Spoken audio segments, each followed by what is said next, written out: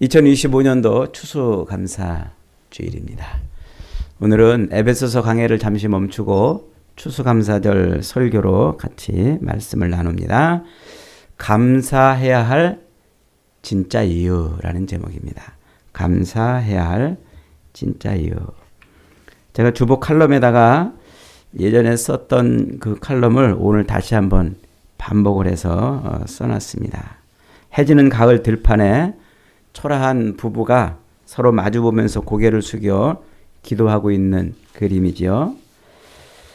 밀레의 만종이라는 제목이 붙은 그런 그림입니다. 저물어가는 가을 저녁에 몇 개 담겨 있지도 않은 그 감자 바구니를 발밑에 놓고 교회의 종소리에 맞춰서 감사 기도를 드리고 있는 부부의 모습이죠. 그 그림을 보면 많은 것을 생각하게 해요. 여러 가지 것들을 생각하게 합니다.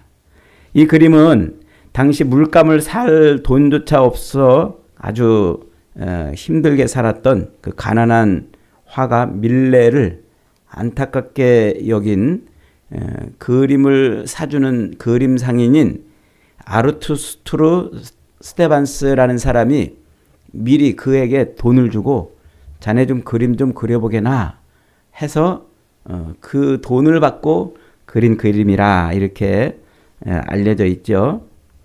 그런데 이 그림에는 아주 슬픈 이야기가 담겨 있답니다.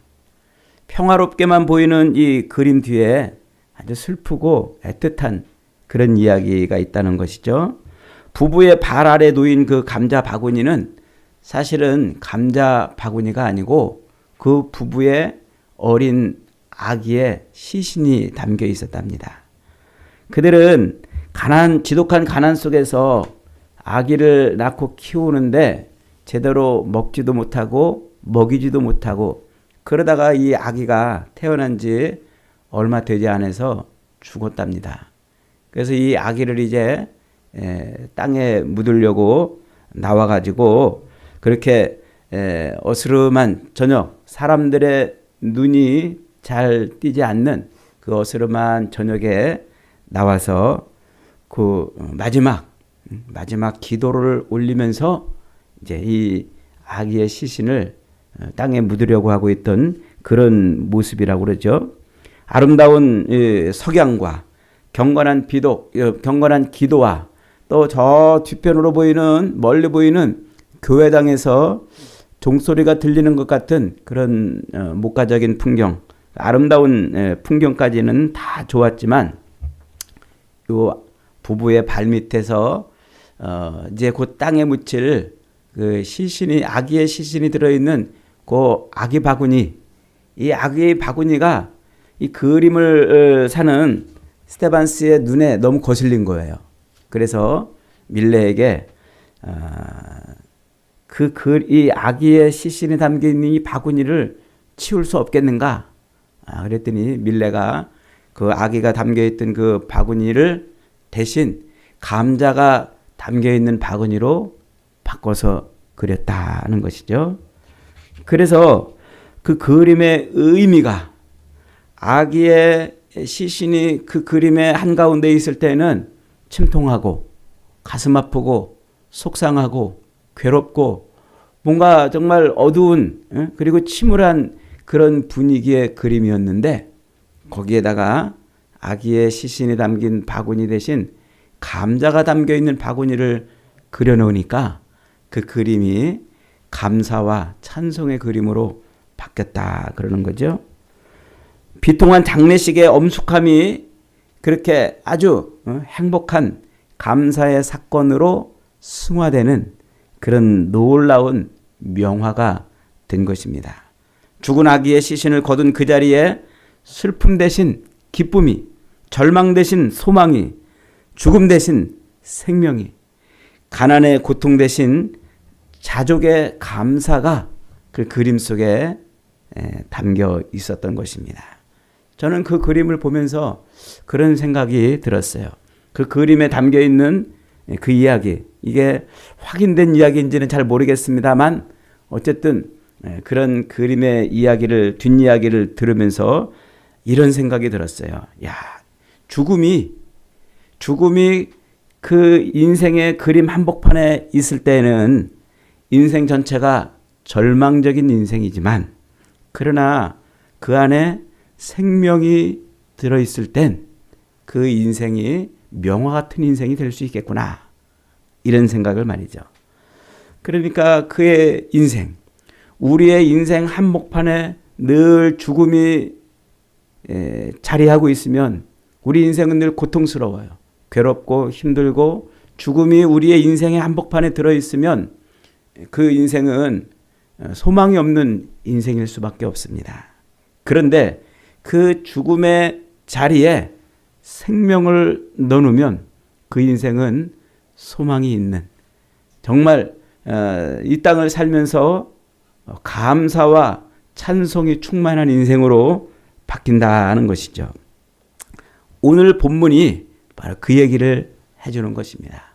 오늘 우리가 읽은 이 고린도전서 15장은 부활장이라 이렇게 이름이 붙어있는 장입니다. 모든 인생, 이 땅에 태어난 모든 인생은 자기 죄와 허물로 죽어버렸는데, 그 죽어버린 인생을 누가 와서 다시 살리신다고요? 예수 그리스도께서 그의 인생을 살려내시는 거예요.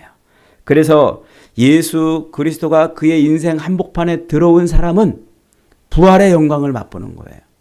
예수 그리스도가 자기 인생 한복판에 들어온 사람은 감사와 찬송의 인생이 된다는 것이죠.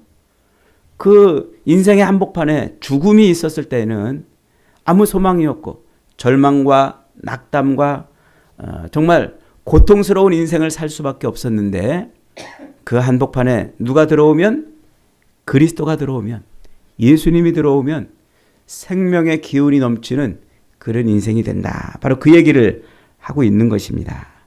그래서 죄 아래에 있는 인생이 아무리 부유하고, 죄 아래에 있는 인생이 아무리 성공하고, 죄 아래에 있는 인생이 아무리 형통한다 할지라도 생명이신 예수 그리스도께서 없다면 무가치하고 절망적이고 소망이 없는 것이지만, 그 인생, 비통하고 침통했던 인생 한가운데 누가 들어오시면, 부활의 주 예수께서 들어오시면 생명의 인생이 된다는 것이죠. 그걸 오늘 본문이 지금 말해주고 있는 거예요. 그래서 오늘 본문 57절은 뭐라고 말합니까?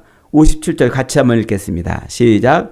우리 주 예수 그리스도로 말미암아 우리에게 이김을 주시는 하나님께 감사하노라.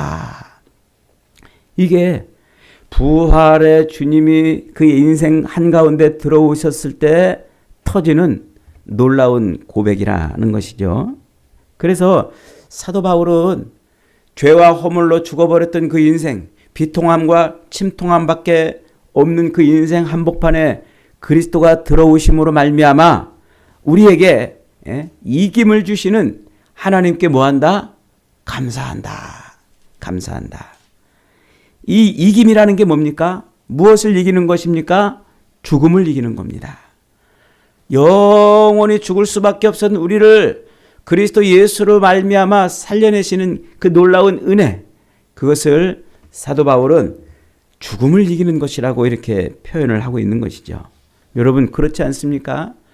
예수를 만나기 전 우리 모든 인생은 다 죽음에 끌려가는 인생이었어요. 죽음이 그 인생의 한복판에 들어와서 죽음 때문에 염려, 근심, 걱정하고 사는 인생이었어요. 그래서 세상에서 제일 무서운 말이 뭐예요? 너 죽는다? 너 그러다 죽어? 그 말 한마디 때문에 우리는 꼼짝 못하고 이 죽음의 종이 돼서 사는 것입니다. 저도 어렸을 때 제 동생한테 제 말을 듣게 하는 말이 딱 하나 있었어요. 너 그러다 죽는다? 그러면 제 동생이 꼼짝 못하고 제 말을 듣는 거예요.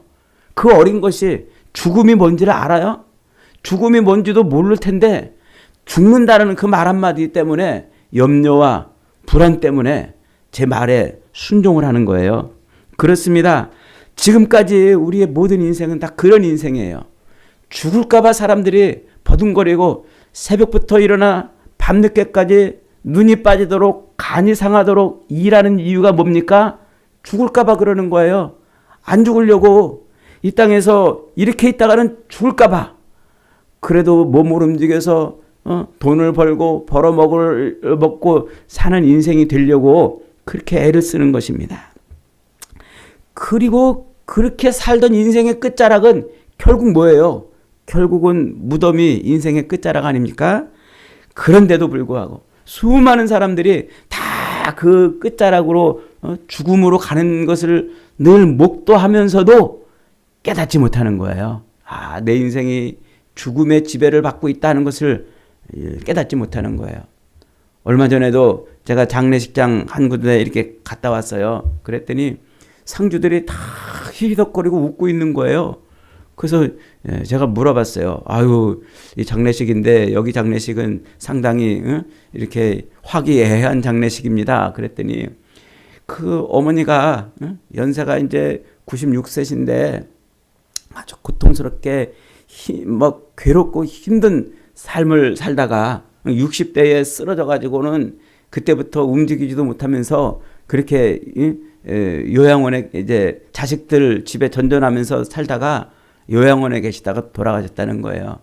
그러니까 그렇게 그 어머니를 모시려고 그 사남매 자식들이 너무 고통스럽게 살았는데 이제 해방이라는 거예요. 해방.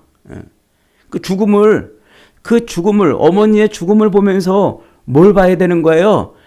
우리 인생도 죽을 수밖에 없는, 정말 죽음 앞에서는 아무것도 할 게 없구나 하는 것을 깨달아야 되는데 그걸 깨닫지 못하고 이제는 우리는 해방이다. 우리는 이제 자유로운 삶을 살 수 있다. 이런 소망에 잡혀서 장례식을 히히덕거리면서 그렇게 치르는 것을 봤어요. 정말 그럴까요? 그들의 희망대로 그들에게 이제는 자유가 주어지고 그들에게 이제 평안이 주어지고 그들의 삶에 정말 기쁨이 있을까요? 그렇지 않습니다. 여러분, 죽음이라는 것은, 죄를 인한 죽음이라는 것은 그렇게 만만한 게 아니에요. 우리가 장례식 가서 아이고 호상이네 좋네 이렇게 하고 올 수 있는 그런 성질의 것이 아니라는 것이죠. 그 죽음의 문제가 해결되지 않으면 우리 인생은 소망이 없는 인생입니다. 그런데 사도 바울은 지금 뭐라고 말합니까? 우리에게 이김을 주시는 하나님께 감사하노니, 우리가 감사할 수 있는 인생이 되었다는 거예요. 누구로 말미암아? 그리스도 예수로 말미암아. 예수님께서 이 땅에 오셔서 우리를 우리 인생 한복판에 들어있는 그 죽음을 이기게 하시고 우리로 생명을 얻은 인생이 되게 하셨다. 그래서 장차 때가 되면 모든 우리의 인생을 삼켰던 무덤의 문이 열리고서 우리는 새로운 생명으로 거듭난다 하는 것을 말하고 있는 것이 오늘 바로 고린도전서 15장의 말씀입니다. 근데 그 모든 인생이 그렇게 죽음으로 갈 수밖에 없었는데 그리스도 예수를 통해서 생명 있는 인생으로 거듭나 완전한 부활에 들어가는 때가 이를 거라고 그래요. 그때가 언제입니까? 그리스도가 재림할 때라고 말하고 있어요. 예수 그리스도께서 이 세상에 다시 오시는 날이죠. 그날이 오면 죽은 사람은 썩지 아니할 몸으로 다시 부활하고 살아서 예수님을 만나는 사람도 부활체로 변한다 이렇게 말해요. 눈에 보이는 이 육신 덩어리, 이 진흙 덩어리로 만들어진 이 육신이 영원한 부활체로 변한다고 말씀하고 있어요. 그런데 오늘 본문에서는요, 예수님이 재림하신다는 말씀을 단 한마디도 안 해요. 대신에 예수님이 재림하신다라는 표현 대신에 무슨 표현을 쓰고 있을까요? 나팔이 불면 이렇게 말하고 있어요. 나팔이 불면. 이 말이 굉장히 중요한 말입니다. 왜 사도 바울이 지금 이제 우리가 예수를 믿음으로 말미암아 이제 부활에 들어갈 것이다. 우리는 이제 죽음을 이기는 생명을 얻은 사람들이다. 예수님이 재림하시면 이제 우리는 완전한 생명에 들어갈 것이다. 이렇게 말하면 좋은데 왜 사도 바울은 예수님이 재림하시면이라고 표현하지 않고 나팔이 불면 이렇게 말할까요? 마지막 나팔이 불면 이렇게 말을 하는 것일까요? 여기에 굉장히 중요한 비밀이 있어요. 저 구약성경 역대하 5장에 가면은요, 이제 다윗 왕이 아주 공을 들여가지고 찬양대를 구성을 해요.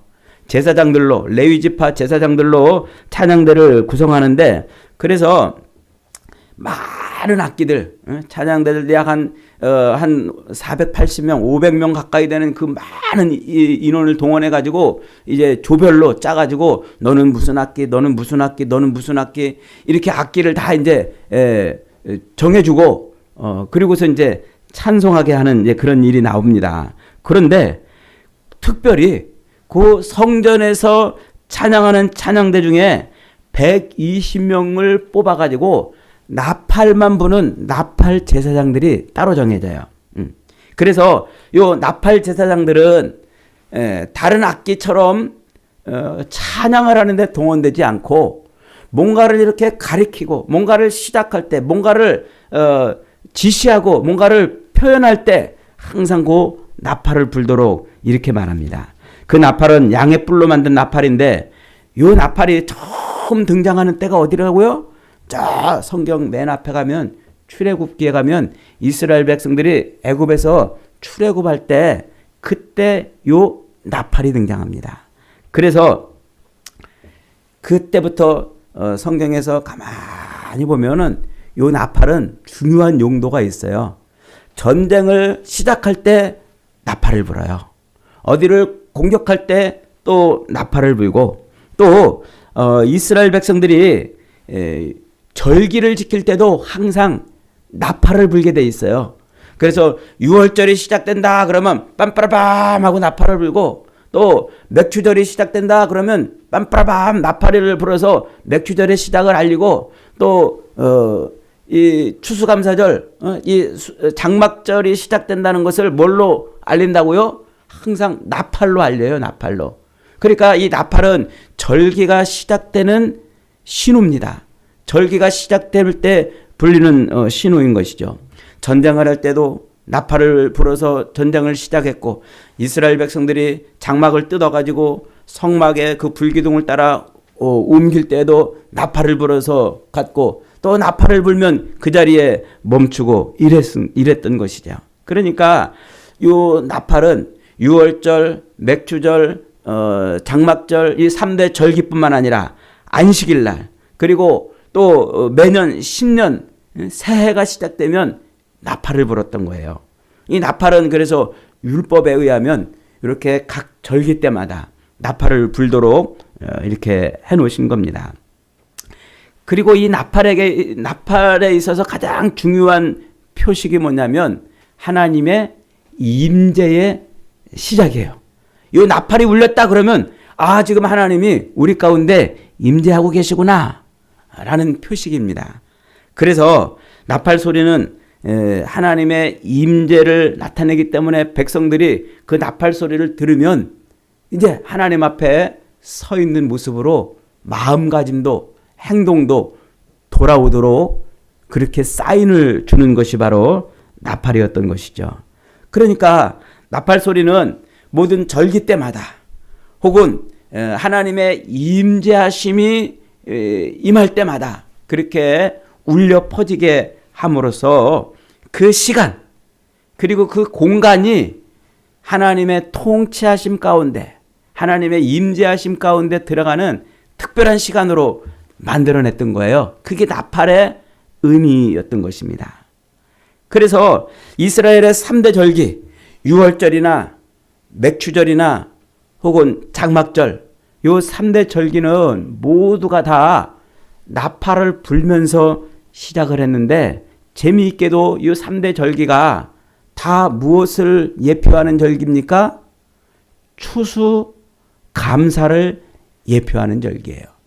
6월절은 이스라엘 백성들이 애굽에서 종살이할 때 어린 양을 잡아가지고 양의 피를 발라서 죽음의 사자가 넘어가는 그로 말미암아 구원을 받은 그런 절기가 6월절이잖아요. 그런데 그렇게 시작이 되었던 애굽에서 그렇게 어린 양의 피로 구원을 받으면서 시작이 되었던 그 6월절을 매년마다 반복해서 지키는데 그때가 언제냐면 바로 보리 첫 열매가 나오는 때예요. 그래서 그 6월절 끝자락에 보리의 첫 이삭을 걷어가지고 하나님 앞에 감사의 제사를 드리는 거예요. 그러니까 유월절은 어린 양의 희생으로 말미암아 첫 열매를 거두어 드리는 절기의 제사였다는 것이죠. 맥주절은 이제 본격적으로 보리를 마지막 추수하는 때가 맥주절입니다. 그래서 보리의 첫 이삭을 드리는 유월절과 보리 추수의 마지막으로 추수감사를 드리는 맥주절과 그리고 1년의 모든 추수를 거둬들이는 초막절, 장막절과 이렇게 3대 절기가 모두가 다 어디에 초점이 맞춰져 있어요? 추수에 초점이 맞춰져 있다. 이겁니다. 추수에 초점이 맞춰져 있다. 그러니까 추수한다는 것은 하나님께서 자기 백성을 이제 다 거둬들인다는 그런 의미를 가지고 있어요. 그래서 요한계시록 성경의 마지막 장인 이 요한계시록에 가면은 하나님이 예수 그리스도의 재림을 통해서 세상을 심판하시고 그 심판은 왜 심판하신다고 그랬어요? 자기 백성을 구원해 내기 위해서 세상을 심판하는 거예요. 그래서 항상 심판은 세상을 심판하면 뒤집으면 반드시 구원이 되는 거예요. 노아 홍수로 온 세상을 물로 심판했잖아요. 그렇게 물로 심판하니까 거기에서 방주가 둥둥둥둥 떠올라서 구원이 됐단 말이죠. 여리고성을 심판하니까 하나님의 백성들이 구원을 얻는 거예요. 이렇게 심판은 뭐라고요? 곧 뒤집으면 구원이란 말이에요. 그러니까 요한계시록에서 하나님이 이제 예수 그리스도를 이 땅에 보내심으로 말미암아 세상을 마지막 심판하신다는 얘기는 세상에 있는 자기 백성들을 마지막으로 다 추수한다. 이런 의미란 말이에요. 그러니까 추수는 곧 하나님이 자기 백성을 거둬들이는 거예요. 그런 관점으로 성경을 보니까 모든 절기가 다 추수에 맞춰져 있었던 거예요. 6월절도 첫 이삭의 추수를 거둬들이는 때이고 그래서 예수 그리스도께서 잠자는 자들의 첫 열매가 되셨다고 그렇게 선포를 하는 것이죠. 맥주절도 추수에 초점이 있었던 거예요. 그래서 그 맥주절이 신약에 와서 오순절로 성취가 되는데 누가 임합니까? 성령이 임한단 말이에요. 성령이 그 사람 속에 들어가서 그로 하여금 하나님의 사람인 것을 증명해내는 그런 역할을 성령이 하시는 것이죠. 그러니까 하나님의 사람들을 따로 구별해내는 것이 바로 요 추수절기라는 말이에요. 마지막 장막절, 이 초막절은 뭡니까? 이제 하나님께서 모든 자기 백성을 구원해내는 바로 그런 추수절기인 것이죠. 그러니까 오늘 고린도전서 15장의 이 부활장 오늘 본문의 말씀은 예수 그리스도께서 세상에 재림하시는데 그 재림은 세상을 심판하기 위해서 재림하신다 하고 이렇게 말하고 있어요. 그런데 그 재림을 예수님이 재림하신다고 말하지 않고 뭐 할 때? 큰 나팔이 울릴 때라고 지금 표현한다는 것은 앞에서 얘기한 구약의 모든 절기들을 예수 그리스도께서 성취하신다 이런 의미예요. 마지막 때 예수님이 재림하시는데 큰 나팔이 빰빠라빰하고 울린다는 것은 곧 이제 마지막 이 예수님의 재림이 그동안 구약에서 예표했던 모든 이 예표들을 성취하신다. 그런 의미가 담겨 있네요. 그래서 나팔을 부는 거예요. 그러니까 6월절에 나팔을 불었다는 것은 곧 첫 이삭을 추수하는 절기를 지킨다는 것이고 맥주절에 또 나팔을 분다는 것은 이제 보리 추수를 거둬들인다는 것이고 또 초막절, 장막절에 나팔을 분다는 것은 이제 모든 것을 다 거둬들인다는 그런 의미라고 그랬죠. 그게 나팔의 용도였던 거예요. 이제 다 거둬들인다. 다 거둬들이는 때가 되었다. 이렇게 말하는 거죠. 그래서 사도 바울이 그 다 거둬들이는 때가 되었다라고 하는 그 구약의 모든 예표들을 예수 그리스도의 재림 안에 다 넣고 싶어가지고 나팔이라고 표현하는 겁니다. 그러니까 마지막 나팔이 분다는 말은 뭐예요? 마지막 나팔이 분다는 것은 모든 것을 예수 그리스도께서 재림하심으로 그동안 예언되어 있던 모든 것이 다 성취가 되면서 자기 백성을 거둬들이는 거예요. 그 자기 백성을 거둬들이는 것을 뭐라고 표현한다고요? 추수한다. 성경이 그렇게 말한단 말이에요. 그래서 계시록은 그렇게 추수한다 이렇게 표현을 하고 있어요. 그래서 인자가 이제 낫을 들고 추수하는 모습으로, 낫을 들어 추수하는 모습으로 마지막 종말의 모습을 설명하고 있어요. 특별히 계시록 14장에 가면은 마지막 단락에 인류 최후의 그 마지막 최후의 심판을 그려내고 있는 장면이 나오는데 그게 바로 추수 장면이에요. 구름 위에 앉으신 분이 낫을 땅에 휘둘러서 땅에 있는 자가 곡식을 거둬들이는 것이죠. 추수는 그렇게 심판과 동시에 자기 백성을 거둬들이는 특별한 메타포가 되는 겁니다. 그래서 그 땅 위에서 이제 마지막 때에 포도송이를 다 걷어가지고 그것을 포도주 틀에 넣습니다. 포도주 틀에 넣어가지고 막 짓밟으니까 어떤 일이 벌어져요? 그 포도주 틀에서 붉은 포도즙이 흘러나와요. 흘러나와가지고 그 피가 말 굴레의 높이까지 닿았고 어디까지 퍼졌다고요? 온 땅 1600 스타디온까지 퍼졌다 이렇게 말하고 있어요. 1600 스타디온에서 그 스타디온이라는 거리 단위는 중요하지 않아요. 1600이라는 말이 중요해요. 1600이라는 말이 어디서 나왔을까요? 바로 땅의 숫자 4와 충만한 수 10에서 나온 거예요.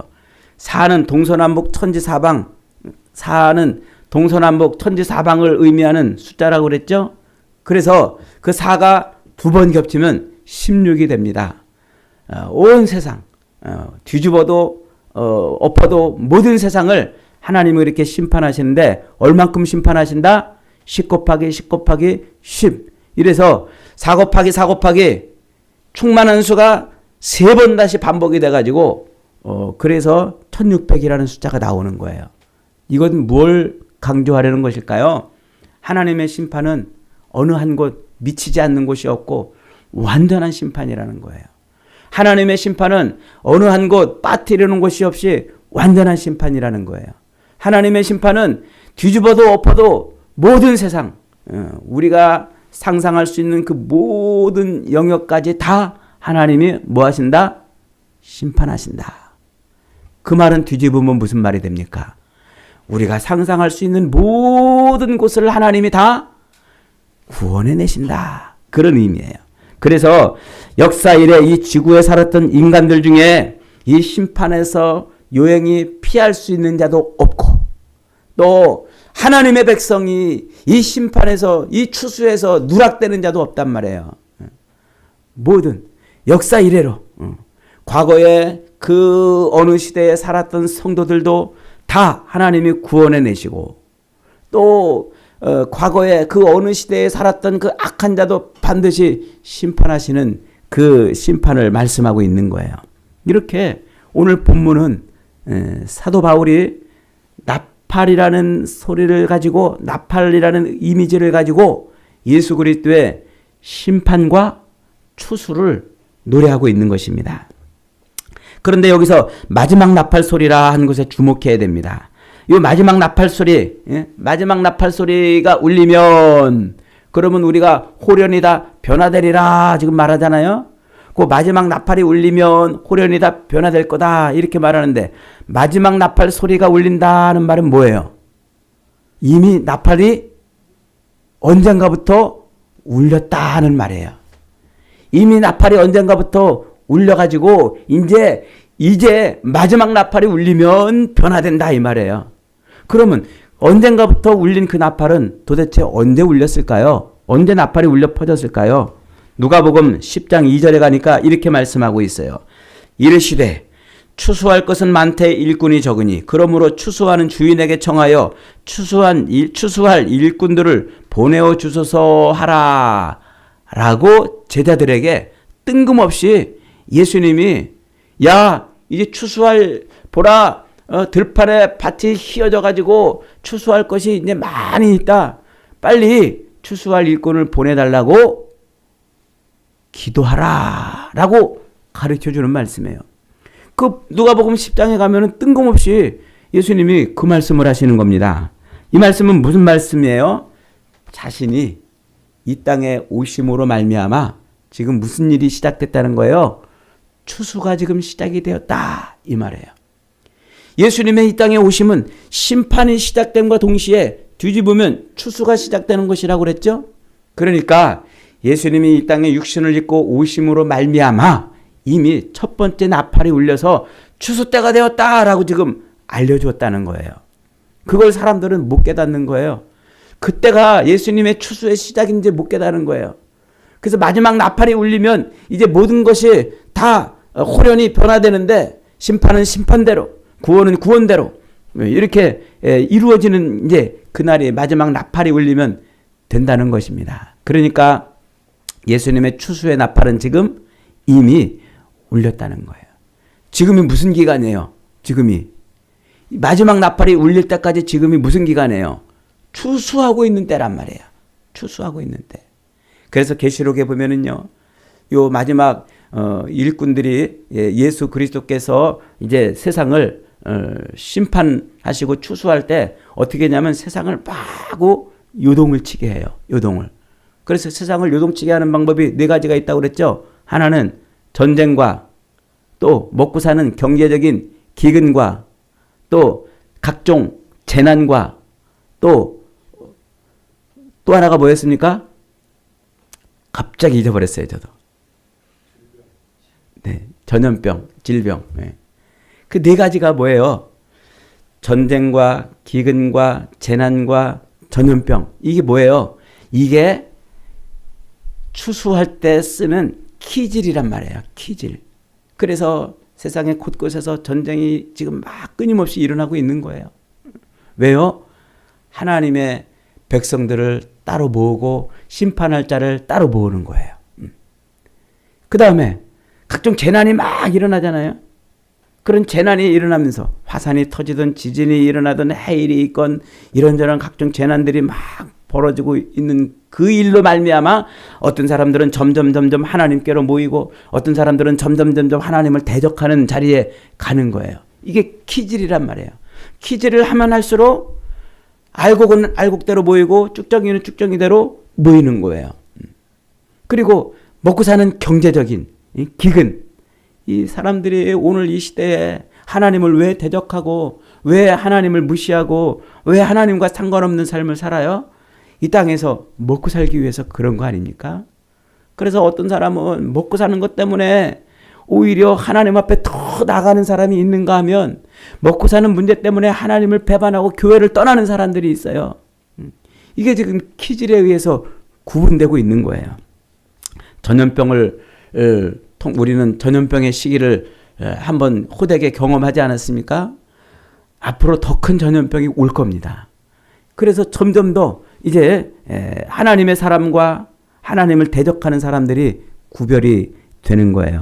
그러니까 지금 예수 그리스도께서 육신을 입고 이 땅에 오심으로 말미암아 추수가 시작이 되었고 이제 이 키즈를 하면서 알곡은 알곡대로 쭉정이는 쭉정이대로 구분을 시켜서 마지막 나팔이 짠 하고 울리면 그때 모든 게 호련히 다 변화되는 거예요.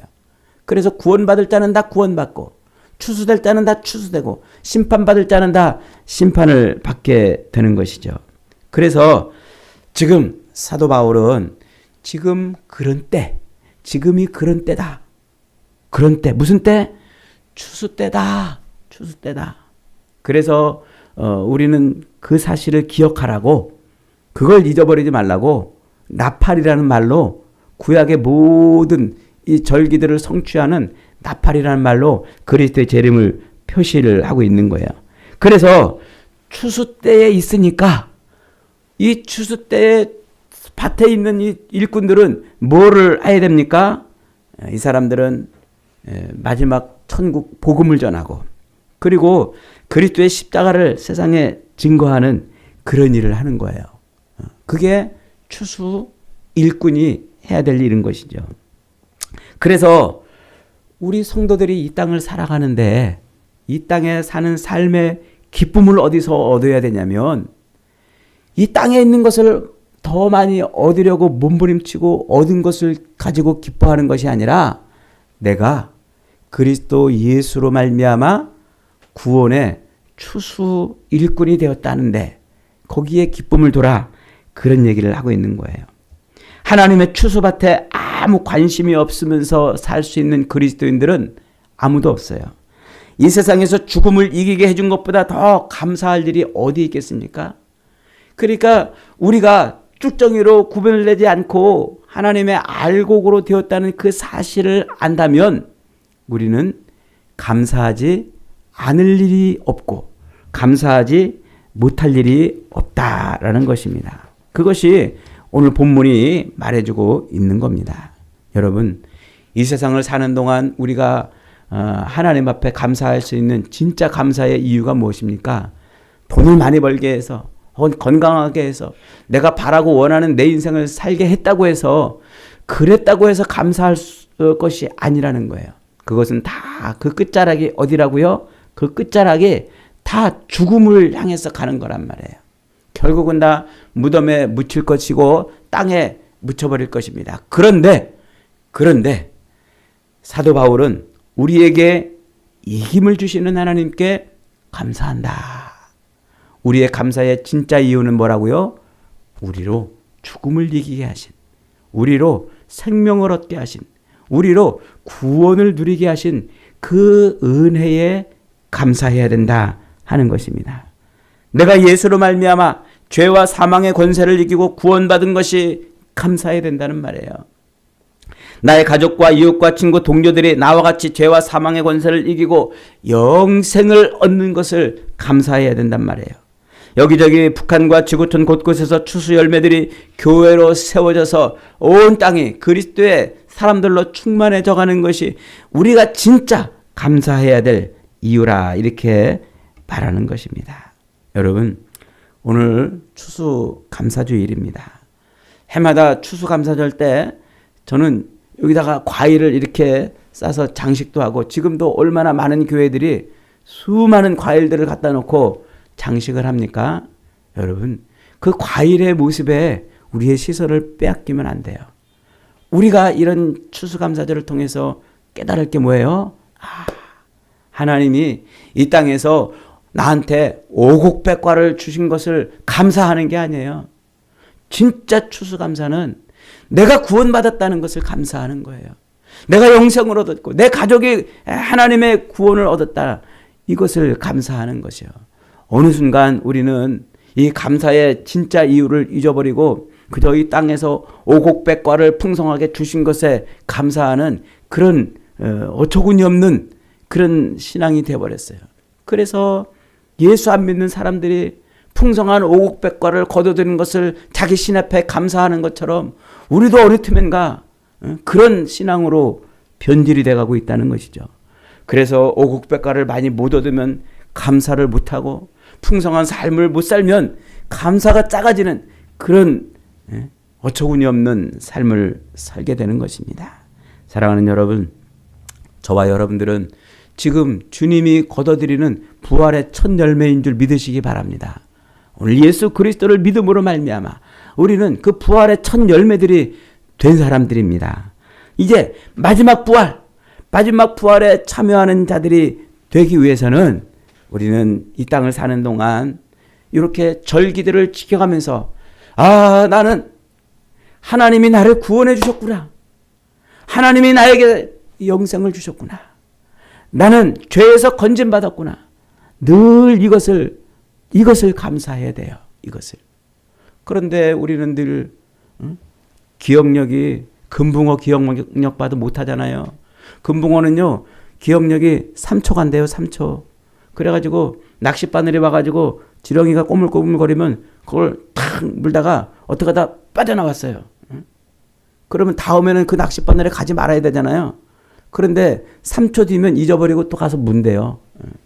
오늘 우리가 그래요. 우리가 예수 그리스도로 말미암아 구원을 받았다는 사실을 예배당에 앉아서는 아멘 아멘 하면서 감사하다가도 삶의 자리에 돌아가는 어느 틈엔가 잊어버려가지고는 나한테 풍성한 것 안 주시면 금방 감사가 아니라 원망이 나고, 나한테 내가 바라고 원하는 것을 못 얻으면 금방 불평과 탄식이 쏟아져 나오는 거예요. 사도 바울은 지금 나팔이 지금 울리고 있다. 이 마지막 나팔이 울리면 호련이 다 변화된다고 우리에게 가르쳐주면서 우리에게 이제 진짜 감사해야 될 것이 무엇인지를 늘 기억하게 하는 것이죠. 여러분, 우리의 눈을 과일에 뺏기지 마세요. 우리의 눈을 오곡백과에 뺏기지 마세요. 그거 풍성하게 얻는다고 그걸 감사하는 신앙이 되지 마세요. 매일 매 순간 우리는 부활의 첫 열매가 되어 있다는 것을 인하여 감사하십시오. 그래서 오늘 사도 바울은 마지막 58절에서 이렇게 말합니다. 그러므로 내 사랑하는 형제들아, 견고하며 흔들리지 말며 항상 주의 일에 더욱 힘쓰는 자들이 되라. 너희의 수고가 주 안에서 헛되지 않은 줄 알미니라. 우리의 수고는 밭에 씨 뿌려서 풍성한 오곡백과를 거둬들이는 이 일에 우리의 수고가 아닙니다. 우리의 수고는 복음을 심는 거예요. 복음을 뿌리고 복음을 인해서 많은 생명을 거둬들이는 일이에요. 힘들고 어렵고 괴롭고 낙담되고 육신으로 사는 이 삶 동안에 우리가 바라고 원하는 것을 얻지 못해서 때때로 좌절이 되고 절망이 되는 그런 삶 속에서도 낙담하지 말아라. 그런 삶 속에서도 흔들리지 말아라.